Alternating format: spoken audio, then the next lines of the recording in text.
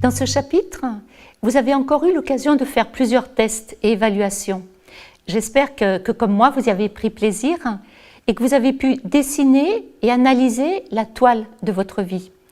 Ce schéma vous permet d'avoir une vue d'ensemble, de faire ressortir les domaines où Dieu influence manifestement votre manière de vivre et ceux où vous avez besoin de lui faire davantage confiance. Son cœur est que votre relation avec lui imprègne chaque aspect de votre vie.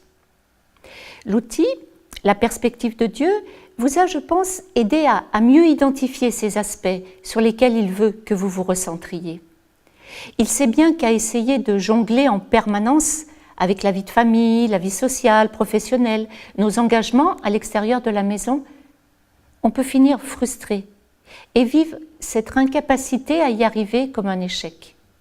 Il ne s'attend pas à ce que nous courions sans arrêt, mais à ce que nous définissions nos priorités à la lumière de la mission spécifique qu'il nous confie, autrement dit, que notre vie soit mieux ciblée.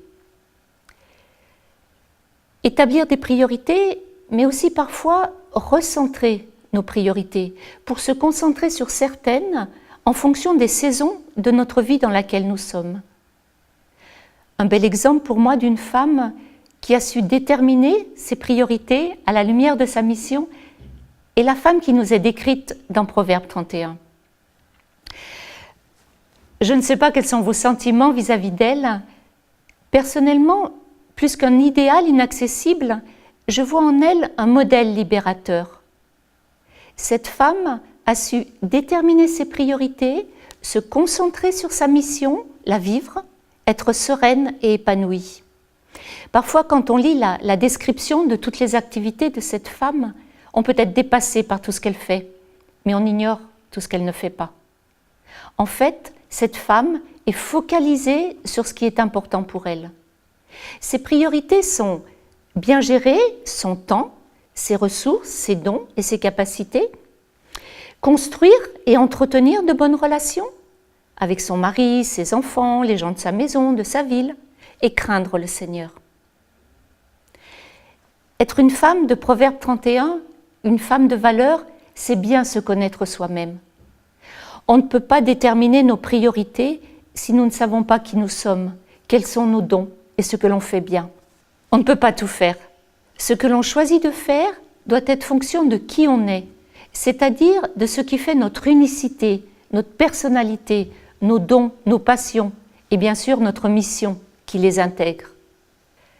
Je vous félicite d'avoir pris le temps de considérer vos valeurs, de vous demander ce qui est vraiment important pour vous. Vous avez aussi eu l'occasion de réfléchir à vos dons et de vous poser ces questions. Dans quoi est-ce que vous vous sentez le plus à l'aise? Dans quel domaine avez-vous le plus d'épanouissement, de satisfaction? Où est-ce que vous pensez que Dieu vous utilise le plus souvent? Quels sont les dons que vous avez et que vous voudriez développer? Être une femme de valeur, ce n'est pas être une superwoman. Ce n'est pas tout faire et le faire parfaitement. Mais c'est avoir la perspective de Dieu dans les choix que nous faisons chaque jour de nos vies.